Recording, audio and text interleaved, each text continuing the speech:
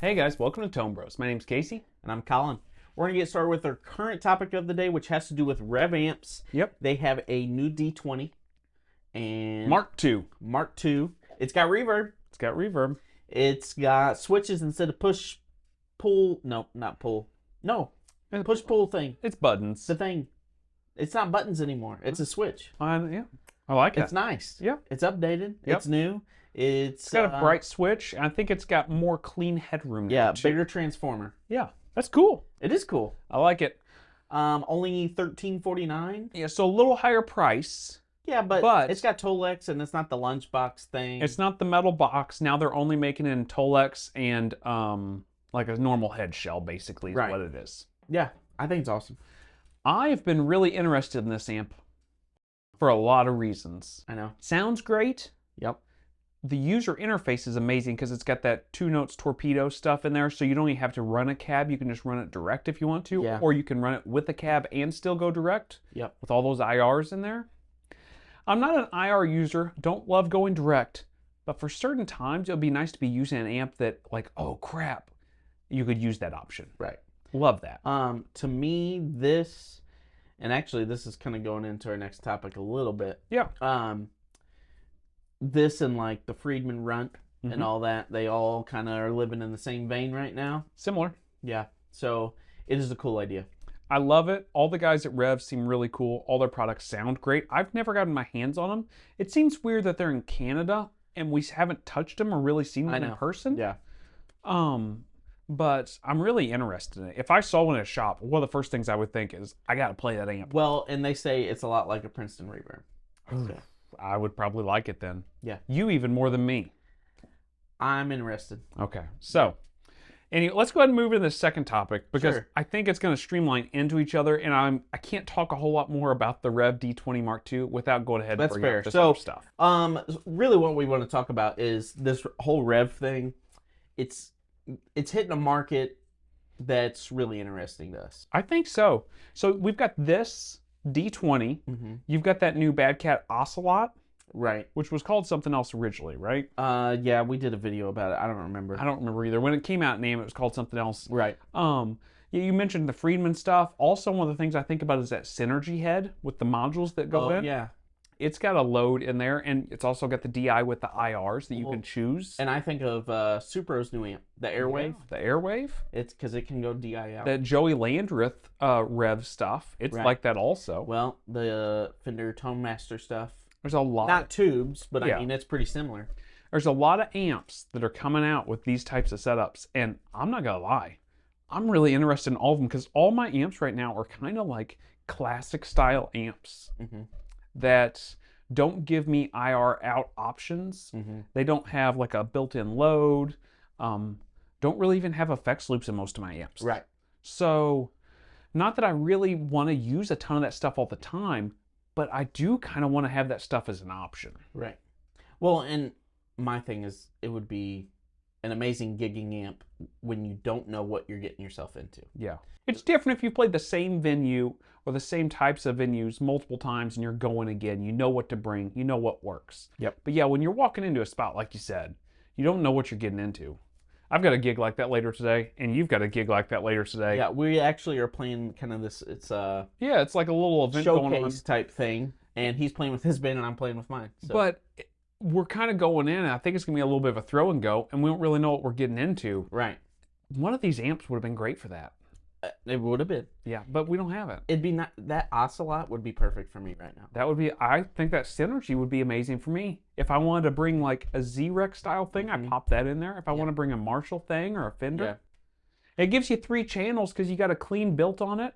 And then whatever preamp you've got in there, a lot of those preamps are 2 channels. They've got an Imperial. And then Marshall just released that JMP module. Yeah, the Imperials out there. Yeah.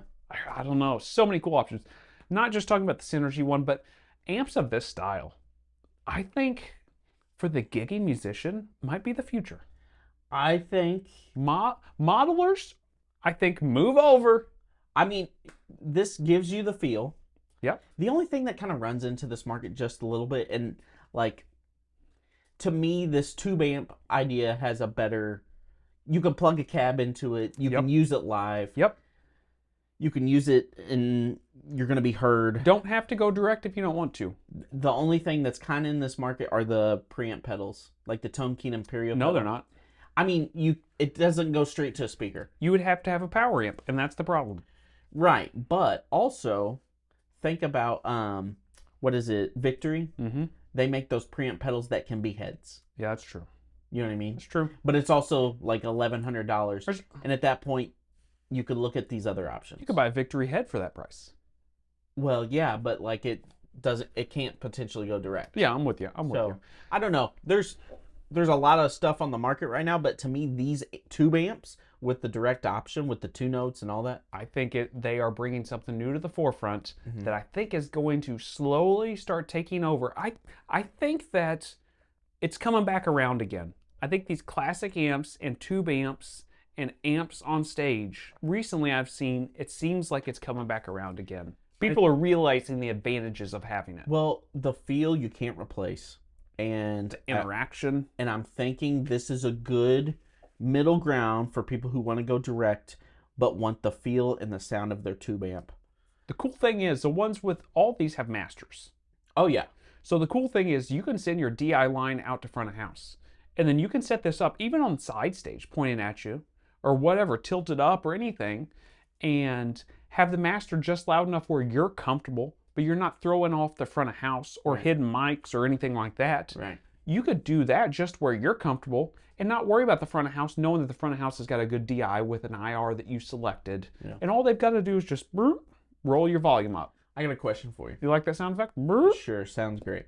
Anyways, do you think any major manufacturer, like amp manufacturer, are going to try this out where they have a tube option? Now, Fender does it with a digital amp where you can go DI solid out. State. Yeah, it is solid state.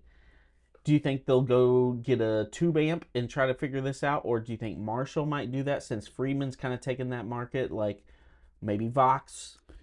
Do you think Matchless would go into this market? I doubt Matchless would. Here's the other option. Here's the other option. And I've thought about this a lot, especially for my amps that don't have a lot of these things, like IRs selectable with a DI option. The other option is to get one of those 2 notes Captor X's, those little bitty boxes that look like a direct box. Set it on top of your amp, and you plug your speaker cable into it, and then out of that box back in your speaker.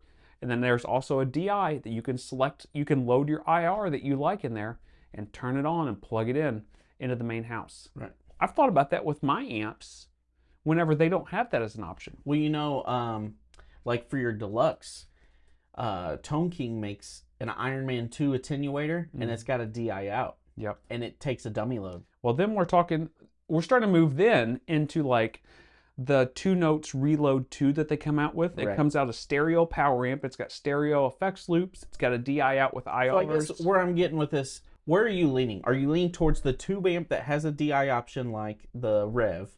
Are you leaning towards like an Iron Man attenuator like from Tone King, or Friedman makes a no mic type of thing that sends direct out? Mic no mo. Mic no mo.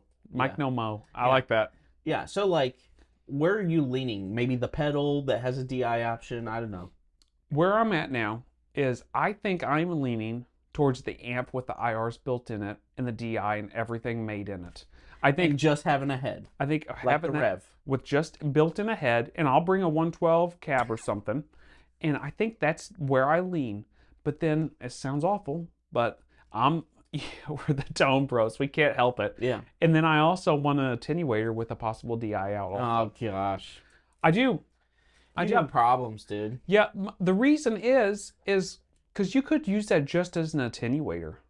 I'm not necessarily saying I want to use that as the DI option with everything. But it would give you options. It would give me the options to DI or use it as an attenuator. That Tone King thing's $800. I know. The Captors are like, what, $500-$600? You can get one of those 2 notes Captor X's for like $300. Oh, but it has to be a certain ohm. Has to be a certain ohm. It's like the old hot plates. And then there's an attenuation knob on there too. It attenuates your speaker like just a couple clicks. Right. But I think I'm leaning towards maybe having one of those Captor X's. It doesn't have to be the fancy Tone King one, but just something to have an IR like that Captor X, and then also have a head. So On the gigs where I'm not for sure what's going on, I would bring that, D20 Mark II or whatever I decide to go on, Synergy amp. I would bring that on the gigs I don't know what's going to happen, or I know I need to be quiet on stage. And then for the nights where I know that most likely I can play my deluxe, or it's right on the edge and I just need to attenuate it down a little bit, or it's not going to be near loud enough and I need to get to front of house, but that's the amp I want to play. Like if I want to bring a Pro Junior and I want to crank it up, I stick that Captor X on there and I could go direct out of that Pro Junior straight to front of house. Right. And it would be a huge sound because it's an amp, a little Tweed cranked all the way up. Yeah. I think that's my thing is I want a cheaper version of an attenuator with a DI out and then also the head. That's where I'm at. But if I had to pick one, I'd pick the head with the IR. I think the head makes the most sense. It does. And I don't know which I'd be looking at because I like the Bad Cat. I like the Rev. If I have to pick one to have right now, I would pick the D20 Mark II. Yeah.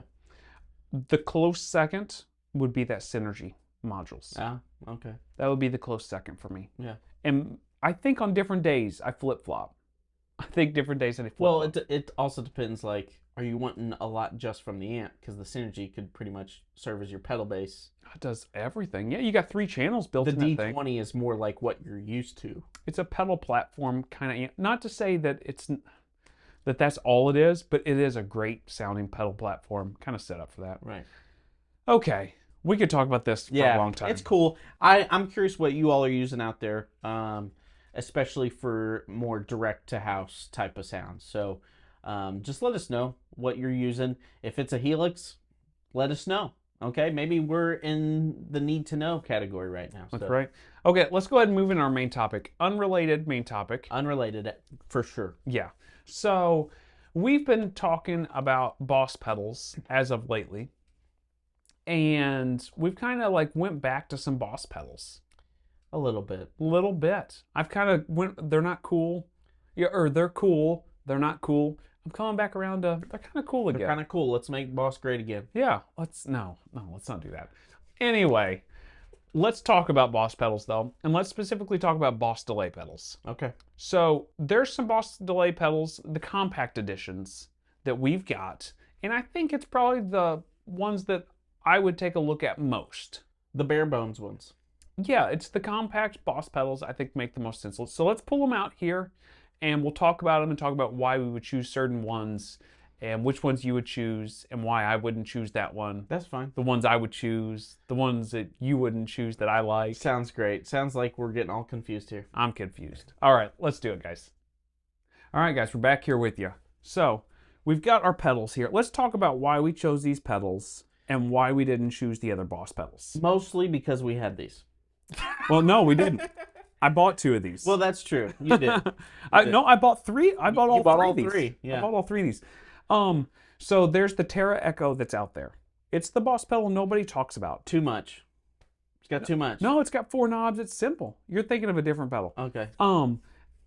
I've not been a huge fan of it, the sounds of it. I've never played one, but right off the bat, I was like, of all the Boss compact pedals, and we're just talking about Boss compacts, was not a fan right out of the gate. The other compact delay pedal, so this is all of them except for 2. Okay. And the other Boss compact pedal is the Space Echo. That one's cool. That one's cool. The thing that's not cool about it is it's a tape echo that doesn't have any way to affect the tone of it. Gotcha. Which is not cool, because for me, if I'm playing a tape echo sound, I want to be able to affect that tone. And you have to get the RE202, the big one, to do that. And then you can affect the tone. Okay. The SDE3 has a way of change the high cut and affect the tone. So that's completely different, in my opinion. Then we've got the DM2 Waza, which you love DM2. Oh, yeah. For lots of reasons. You used to have one of the original DM2s. Yep. So this is the Waza edition that's got a custom mode and standard mode. And then we've got the DD3. This is the older one, not the tap tempo version. Just, it is what it is. That's the one we've got. I guess technically there's a DD8. I didn't include that because to me that falls in the multiple delay categories. Yeah. Because you can change from analog to tape. You can change all kinds of settings. Right. I put that in the same category as the DD200 and the DD500. Yeah, there's too much going on. Well, it's not that's too much, But compared to the compact delays that we're talking about, I want to talk about a single delay pedal with a single sound. I didn't want to get into the multiple delays. Okay. Not for this video. So, in this video, that's what we've got going on. We'll start with the DD3, and I'll play on that some. I'll play on the SDE3 because I'm a fan of it, and you're less of a fan of it. I don't know if you guys watched that video. Yeah, you should watch it. Yeah, I try to convert Colin into a digital delay user. It kind of works. And then Colin will play through this DM2 a little bit because it's one of his favorite delays of all time. Yeah. Boss is cool. Boss is not cool. It's coming back around, man. Boss is really cool. So I've got this Duesenberg Star Player TV, all stock. It's going into the ODR 1 anniversary, DD3, DM2W, and then SDE3 out to the deluxe reverb. The ET65, mic'd up SM57, direct out to you guys. No audio tricks, just straight out EQ flat. So let's get started with this stuff. Yep. That feels like a lot to get through. It's a lot. But I just want you guys to know where we're at, where we're starting from. So let's get some sounds.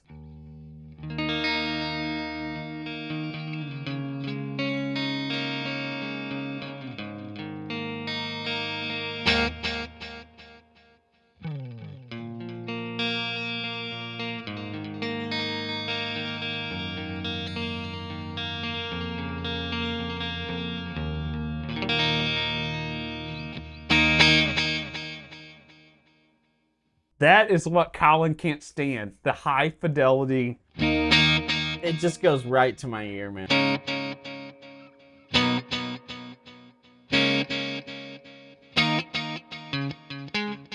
But, to be fair,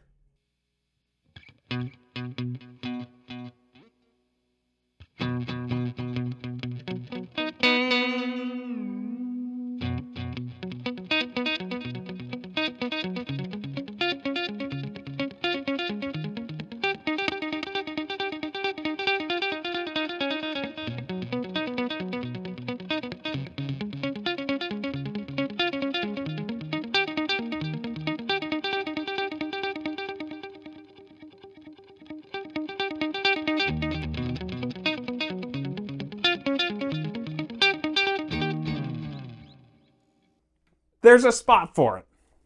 For you. And then you don't have to do something quite so drastic and wild. You can cut it.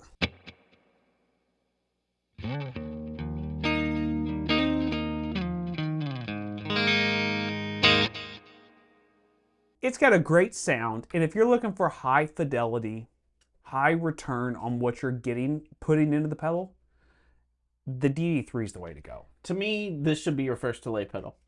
It was my first delay pedal. Perfect. Not this one, but one just like it. Another reason why I bought this is because I knew that I loved the sound of that. Right. I mean, it's got that perfect.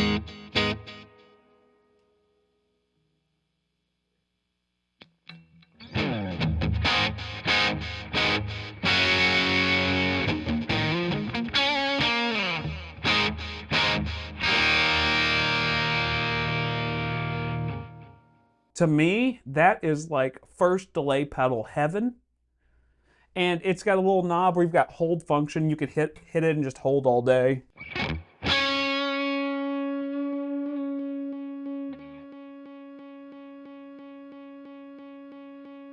You can play over the top of it, but it's not real complicated. It's pretty simple, you know, level, your feedback, and then delay time. And this little knob's got that hold function and then just cuts down like how many milliseconds the longest delay will be. Very simple delay, but I think very effective. Yeah. I think it's very effective. And you can still do all that slapback stuff. Like you said, it's going to be in your face. It's going to be right at you. Right. But I think when you're learning delay, that's a pretty good spot to start. Yeah, it's a good spot. That or like the flashback that has a bunch of options. Just to kind of give you a ballpark of like what sound you like. I think it's a good idea, flashback, especially for somebody that has no idea. Right. Or somebody that loves to tweak and mess with stuff all the time. Right. Yeah, this is a set it and you don't have to worry about it. It's a good sound. I could I could put like a little arrow for like the rate and feedback on two different spots and basically have a short and long delay by reaching down. Right. And I could play a whole gig with that. Right. Would it be my absolute favorite delay sound of all time? No, of course not. but also is dependent on what song you're playing. Right. It might be my favorite delay sound for certain things. Yeah. So anyway, that's the DD3. Is there anything else you want to talk about with that? I have nothing to say about it because it's not my fave. No. But you can admit there's some cool stuff in There's there. a time and place for it. Okay. There's a time and place for it. Okay, sounds good. If you're getting your 80s on, go ahead, you know? Okay. I think there's more to it than 80s. Okay.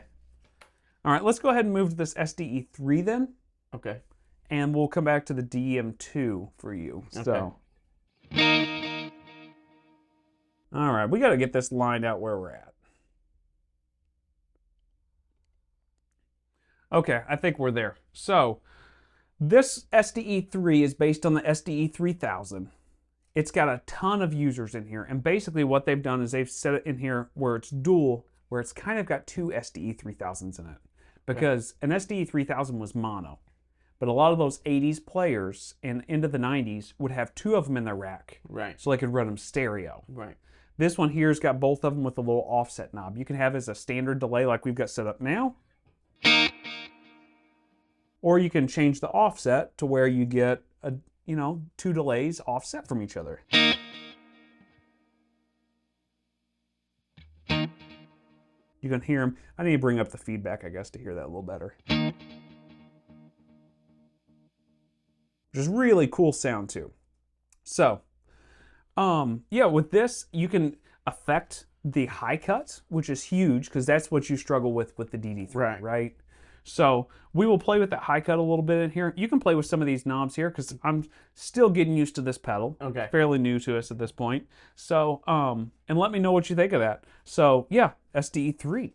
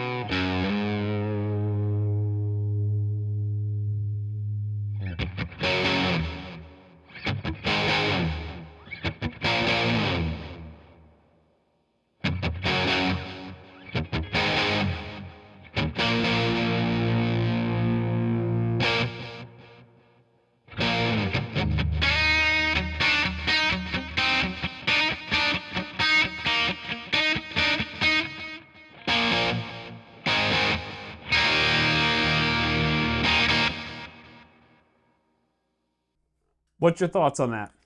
I'm like I said in the other video, it's a great sounding delay. It's got its own sound. It's stadium rock in a box. It is.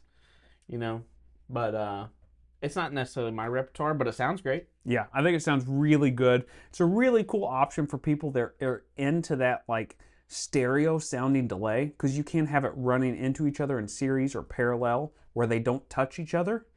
You can run it mono like we're doing here. You've got the offset control, or you don't have to run it offset. And the offset control runs really, really short too, which is cool because you kind of get some like doubling sounds with some of that stuff. So without it and with it, let's bring this time.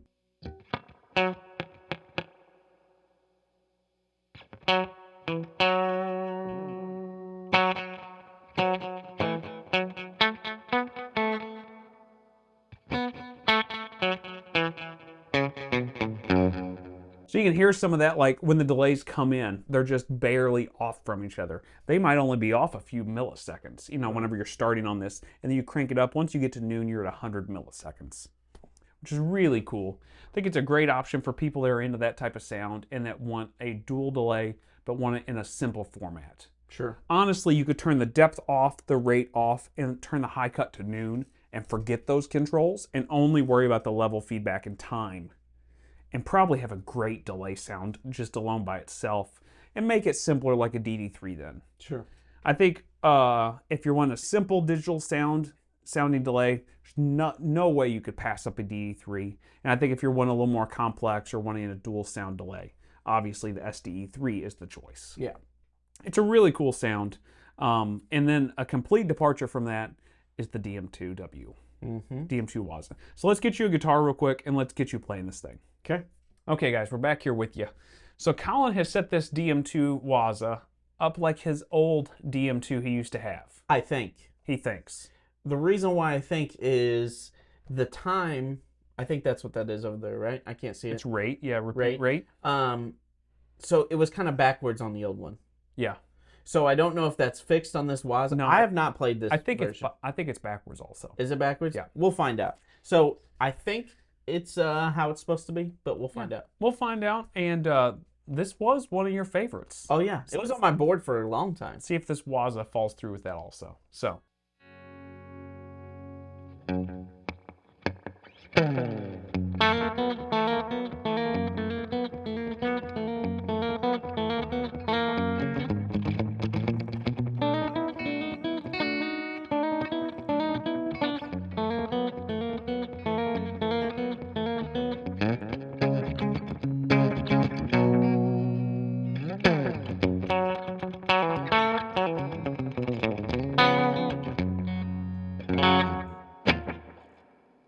That right there is the sound of a slapback delay. Yeah.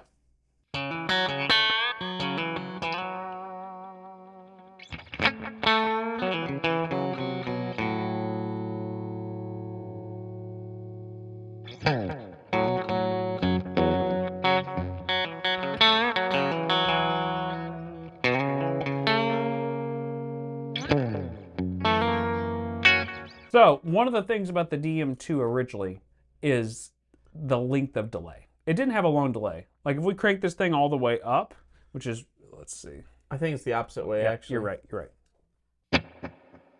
That's as much as it's got. I forget that the thing's backwards. Yeah. So what they've done is in custom mode, they've doubled the length of that delay. So hit it one more time. Holy cow.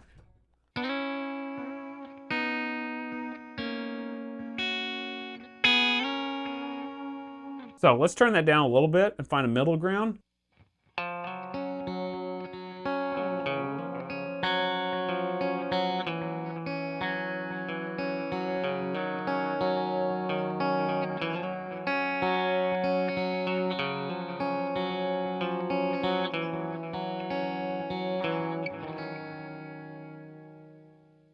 That thing sounds great. That sounds so good. Sounds really good. Yeah. Yeah, and I think they've done one more thing to the custom mode. I think maybe they brought some of the highs back or something. There was something else to the custom mode they done other than just the length. Okay. But the length is the biggest thing, which adds a huge amount of versatility to this that you really didn't have before. Right. That was one of the big problems with the DM2. Yeah, no, I didn't need the long delay because I like the slapback. But it's kind of cool to have it. It is cool to have it.